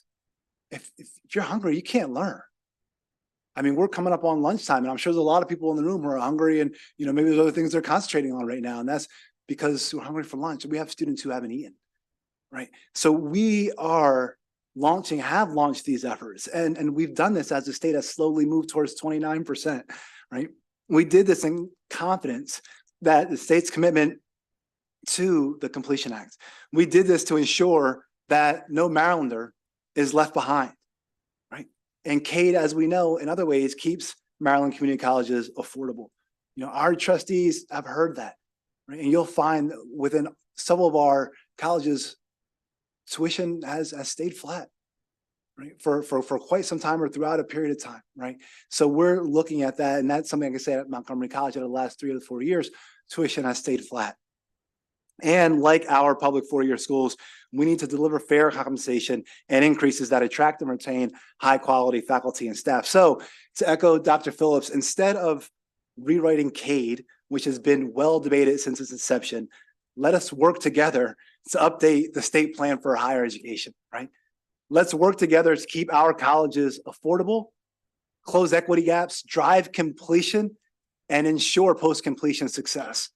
Let's work together to create the homegrown talent the state's economy needs, both today and for the future. In doing so, we can and we will, in fact, build a stronger Maryland. Thank you, Senator. Thank you, committee. Thank you. Nice job. Senator Bailey. Real quick, thank you all very much for coming down. I do have a question, Doctor, regarding Hagerstown Community College. And I just want you all to first know that, I went to community college. I got plenty of credits at Chesapeake. I did it at, when I was on the Eastern Shore, and Prince George's Community College, and but back then it was called Charles County Community College, and I put all those together, and that's when I ended up getting into Hopkins and going ahead and getting my different degrees. But it helped me, and it helps a lot of people, and I'm a big fan of it. But just like you said, as your county is really bearing the expense of what we're going for in our county. Right now, dual enrollment is in serious jeopardy, right? And it's in jeopardy because of the fact of the 75%, right? Because we made the commitment some years ago so that our teachers that teach dual enrollment are high school teachers. They're not employed by the college. College doesn't provide that. The buildings where they get the education is in our high school buildings. It's not at the college. The children are transported to the college, right? The administrative work that's done is done by the high school teachers that are already paid for, right? And then all of a sudden, the college shows up and says, well, you owe us 75% for this education that is already being paid for through the agreements. In Hagerstown, is it your college? Is it your teachers that are paying? Are they doing it in the buildings where at the college, or are these being taught in the high school? Well, Senator, I'm going to tell you, for us, it's both. We've got actually, I got a sheet on it. It's got the exact data for fall. I can share with you. We've got students, probably about 80%, 2,000 of them are taking courses in the high schools. Those students, they are being taught by high school faculty that are college credentialed, but we pay them additionally. We pay them a stipend because we require them to basically adopt the HCC way. They've got to be in our learning system. They've got to go to our professional development. They've got to do a lot of things to be able to, we want them to be able to teach and maintain a good college level quality in that classroom.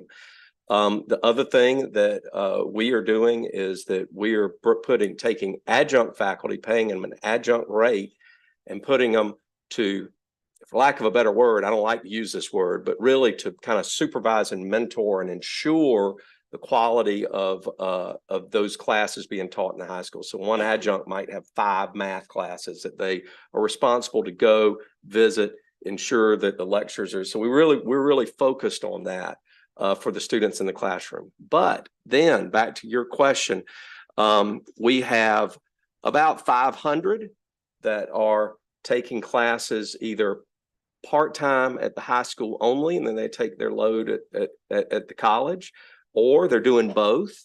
And then we have probably about 150 that have said, I want to leave the high school, I'm going to do my whole load at HCC. And they come over there and they're full-time. So I've got roughly 650 high school students on campus any day of the week taking courses over there. So for us, it's a mixture. Now, I'm going to tell you, I've been around. I've worked in 4 different states, and I hope Maryland's the last.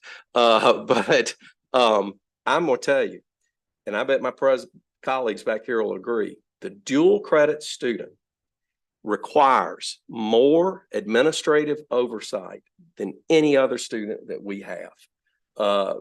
Just for the fact that the ones on campus, we got 16-year-olds on campus taking courses, additional public safety concerns.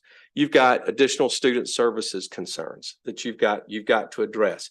You got quality of student life. I used to laugh when our average age was 25.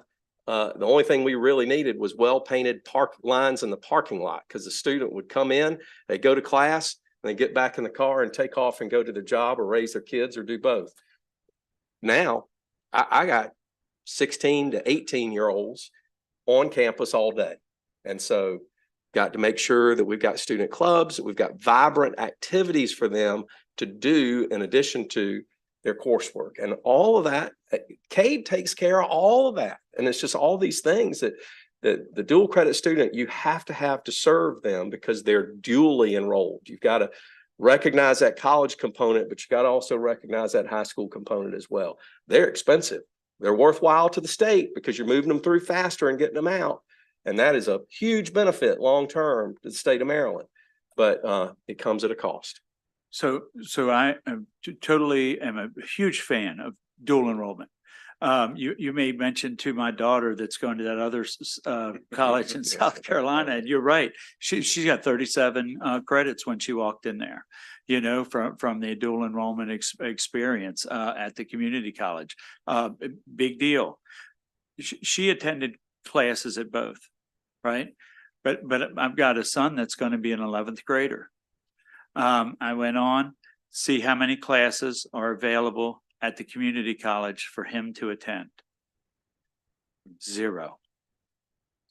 There's not a single one. If he wants to attend a community college class, he has to take it at the high school, right? And quite frankly, we've got to, and I appreciate it, and I'm sorry to take so much time, but we've got to figure this out because the fact is in our county, the commissioners, they don't have the money. Right. The fact is, if we don't figure some way to figure this out with their teachers, there's 900 students in St. Mary's County that aren't going to participate next year. And I know that Charles County and Calvert County have already dropped out. Anne Arundel counties in jeopardy of dropping out. Right. It's going to and I know that the counties are looking at this, that this is like there's a money grab for everybody. And they're like, we've got to work it out. So we've got to figure out how to do this. And quite frankly, we've got to do it right now because it's going to affect next year's education. And so understand that we're going to commit ourselves to helping you and work very diligently for this. Isn't that so? Thank you all. And just know that we know we have to do something. I don't know what that is yet, but we'll be including you with us. So stay in touch quick. I mean, it's got to be done pretty soon. So if you've got any ideas. One, but. Yeah. Okay. Thank you very much. Okay. Now we have a whole bunch of public witnesses here. And what we would like to do is give each person 2 minutes and try and get through this afternoon. I think we all have the message for what the problems are. But we want to hear from each of you. So if you want to, I'll take a panel at a time. First, we'll go with William Primosh, Cheryl Boast, Denise Gilmore, John Fish, and Leslie Pusio.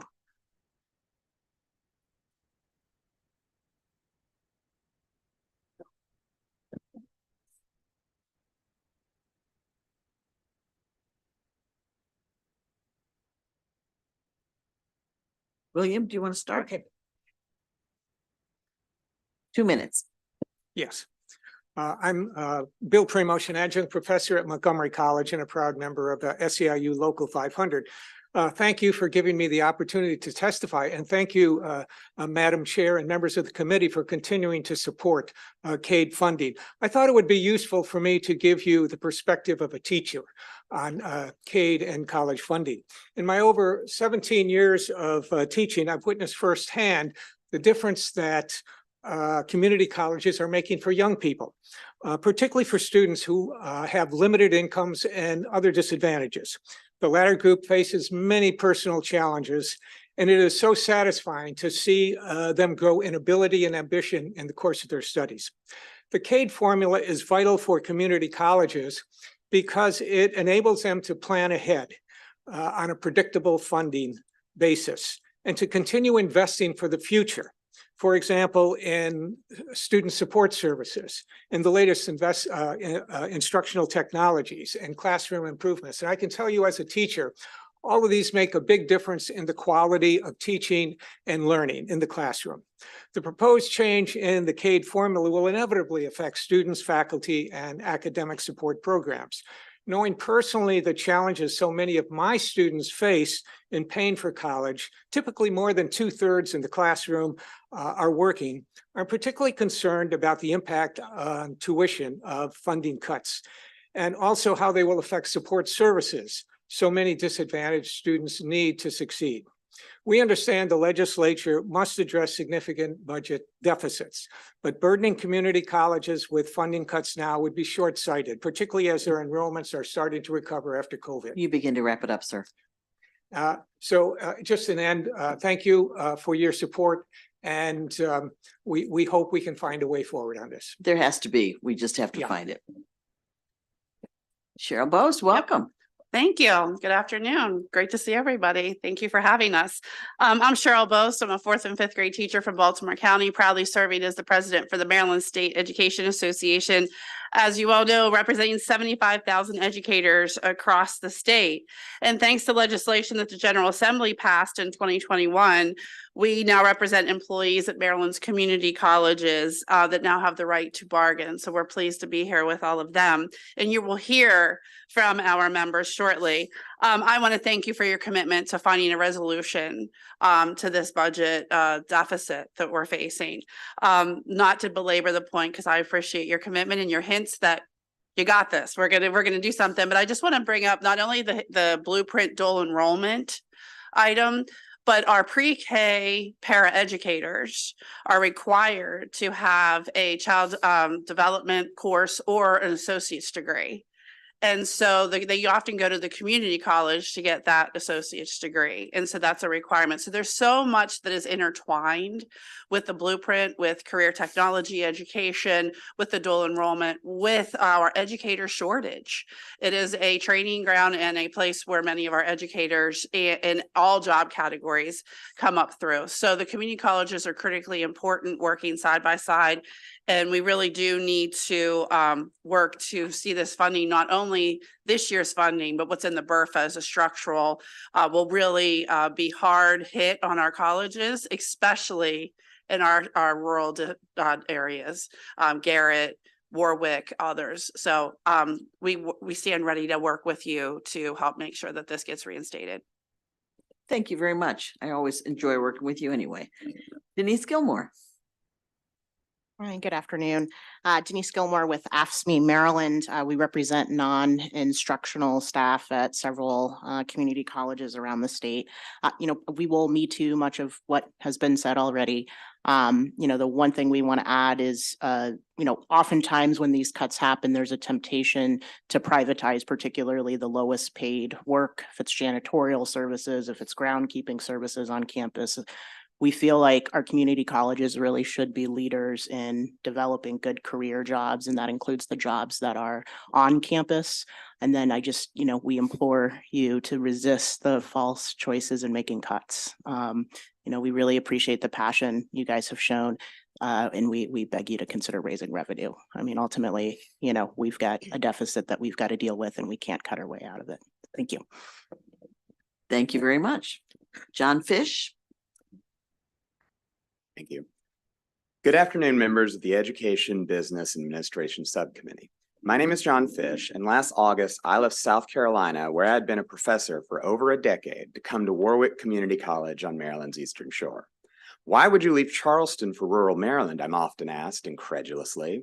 Well, the running joke among South Carolina educators is thank God for Mississippi, because Mississippi is one of the very few states ranked lower in public education, since neither state funds it properly. I don't even know how many times I had to explain in my college level courses during the last presidency that impeachment and removal from office are not the same thing. College professors should not be teaching 5th grade civics, but these are the kinds of problems that poor education funding causes. Then last spring, I interviewed at Warwick Community College, and I was immediately and deeply moved by the quality of Maryland's students. My introduction to sociology students at Warwick are as smart and prepared for college as my 400 level criminology students were at Tulane University. So why did I leave sunny, urban, southern decadence for rural Maryland's cold winters and high taxes? For the same reason I drove 2 hours today to speak with this committee for 2 minutes. Not for myself, my new employer, or even for WICFA, Warwick's faculty union, who I represent. No, I'm here for my students, your students, Maryland's students. Governor Moore's proposed cuts to the CAID formula will do a grave disservice to the students who need your support the most.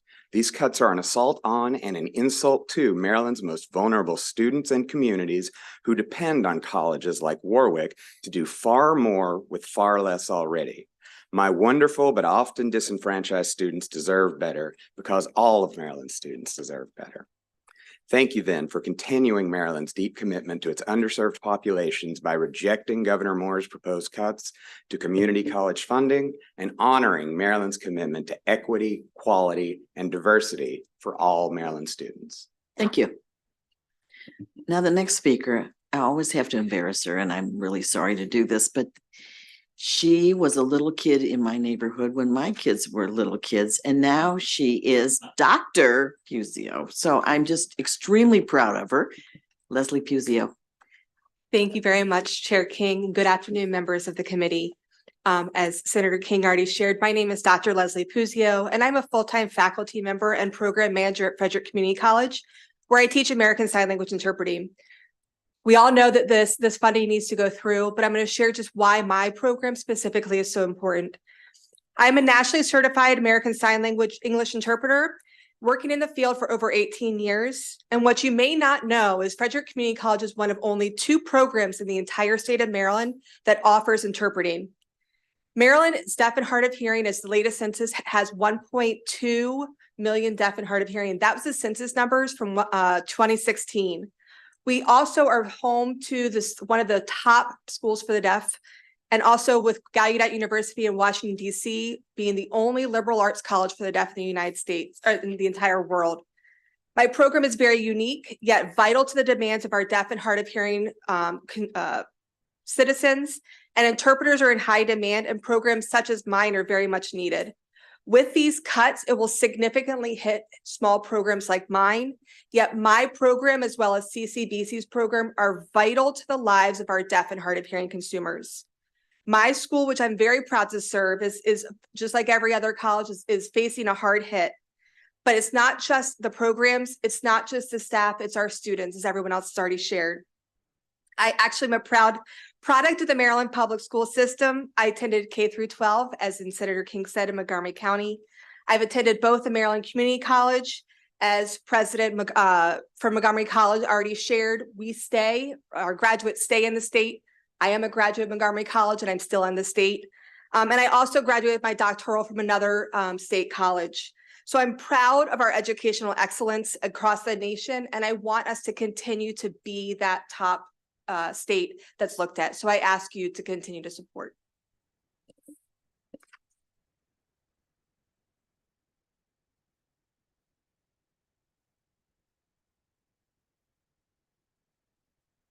Okay, we have John Mack, Heather Reardon, Teresa Herbert, Mitchell Tropin,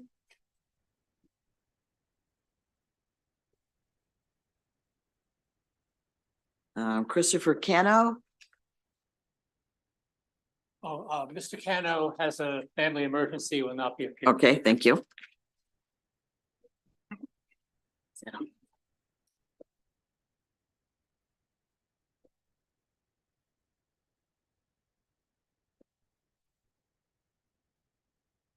Go ahead. Madam Chair and members of the committee, my name is John Mack, and I'm before you today both as an educator and a proud product of Maryland Community College system. As a full-time faculty member at Prince George's Community College, I have the privilege of teaching emergency medical services, including EMT, emergency medical technician, and paramedic programs. Our community college is the lifeblood of Maryland's educational landscape. It serves as a gateway for countless individuals, offering opportunities for personal and professional growth to students from all walks of life. Whether they're pursuing careers in healthcare, history, philosophy, or any other field, our students contribute to the fabric of our society in very meaningful ways. The EMS program at Prince George's Community College is just one example of the vital role of our institutions play in our communities. Many of our students go on to serve as frontline healthcare providers, offering critical care to those in need. The broader impact of these cuts cannot be overstated. With an estimated loss of $22 million in funding, our community colleges may be forced to make devastating cuts to essential programs and departments, depriving countless students of the opportunity to pursue their dreams. As our nation continues to navigate the challenges posed by the pandemic, the need for trained healthcare professionals has never been more urgent. Yet these proposed cuts threaten to dismantle this very program, leaving Maryland vulnerable in the face of future crises. Maryland has long prided itself on its commitment to public education, and now is not our time to waver in that commitment. Our students, our community, and the future of our state depend on it. In closing, I urge you to support Maryland's community colleges. Together, let's reaffirm our dedication to public education and invest in the success of all Marylanders. Thank you. Thank you. Heather Reardon. My name is Heather Reardon, and I have been a full-time faculty member at Anne Arundel Community College since 2005. For almost 20 years, I've had the privilege of serving students and watching them achieve their dreams at AACC. I love numbers. I could talk about them all day. Sometimes I actually do that. I'll give you a hint. I teach mathematics. But today I want to speak to you from my heart. No numbers. I'll leave that to some of the other amazing colleagues in the room. At AACC and other community colleges across the state, we have already seen reductions in vital resources due to budget constraints. AACC's Child Development Center closed in 2020 and it never reopened. Fewer classes and services are being offered at our satellite campuses in Glen Burnie and Hanover, Maryland, where we already have an underserved population. Under the proposed restructuring of the CADE formula and resulting budget reduction, community colleges will be forced to cut back on even more services. It will also necessitate a significant increase in the student tuition. The students we teach at community colleges, they're not your typical college student. They work a full-time job. They work multiple part-time jobs. They have families that they're supporting. They combat housing insecurity. They lack reliable transportation, or they have food insecurities. The students we teach deeply value and need the education and the resources community colleges provide them. The students we teach need flexibility. Eliminating more resources and increasing tuition may prevent many students from even making it to our doors. We already have students who need to decide between buying groceries or buying books for the semester. Let's not create more additional roadblocks on their educational journey. I'm sure you've heard the saying, love what you do and you will never work a day in your life. I disagree. I work every day with and for my students. It's my passion. I think it should be love what you do and you won't mind waking up in the morning to work, most days. Please do not cut funding to education. Let us continue to support our students and the mission of our college to respond to the needs of our diverse community by offering high quality, affordable, accessible, and innovative lifelong learning opportunities. Thank you for your time and the opportunity to speak. Thank you. Teresa Herbert. Madam Chair and committee members, thank you for your time. My name is Teresa Herbert. I'm full-time faculty in the Behavioral Social Science Department at Harvard Community College. You've heard about compromised students. We know that students are a compromised population. I know that firsthand. I am also an alumni of Harvard Community College. I started there as a non-traditional student. I went to school, I had a high school diploma, I worked. I really didn't have too much of an issue until my son was born with significant disability and medical complications. I ended up living in poverty for several years, myself and my son as his sole support and sole provider. I was working with a human service organization. It was at the urging of my directors that they said, you're good at what you do. You need the academic background. You need to go back to school. You're never going to get out of this situation without it. And I did. And it was at Harvard Community College that I got the skills and the foundation and the academic education to be able to better my life, to better my son's life. And now I have the opportunity to pass that on to other students, to be that mentor, to be that person that Dr. Sharon Stowers was to me, to be that person that recognizes how difficult that it is that people have, as we all do, individual challenges and barriers. I also recognize that what we are building at Hartford Community College and all of our community colleges are our community members, our future. I know that I am better as a person because of going to Hartford Community College. I know that I am better as a professional. It allowed me to go on to my bachelor's. It allowed me to go on to my master's, and now a year away from a PhD. Please do not cut funding to community colleges. Thank you. Good job. Mitchell Tropin. Thank you. Good morning, Madam Chairman, subcommittee members. My name is Mitchell Tropin. I am Vice President for Higher Education for SEIU Local 500. I'm also very proud to be a community college professor, having taught at Montgomery College for 20 years. Strongly urge this committee to reject changing the CADE formula.